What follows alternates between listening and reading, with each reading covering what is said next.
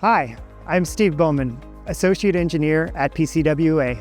I'm the project manager for the Rocklin Main Replacement Project. The purpose of this project is to upgrade important infrastructure that will enhance long-term water reliability for the residents of the city of Rocklin.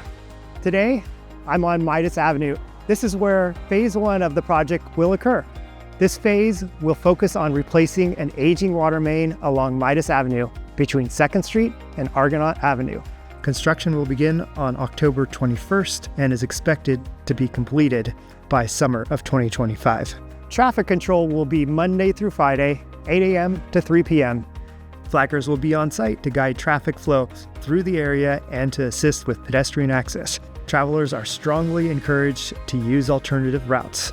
Those who do need to travel through this area should expect delays. Water service will remain largely unaffected, with only brief interruptions anticipated as crews tie in new pipes. Residents will receive advance notice of any planned water shutoffs. Temporary no parking signs will be placed along construction work areas as the work progresses along the route. We understand that construction can be an inconvenience, and we truly appreciate the community's patience as we work to improve Rocklin's water infrastructure. To stay up to date on project details, please visit pcwa.net/Rocklin Main.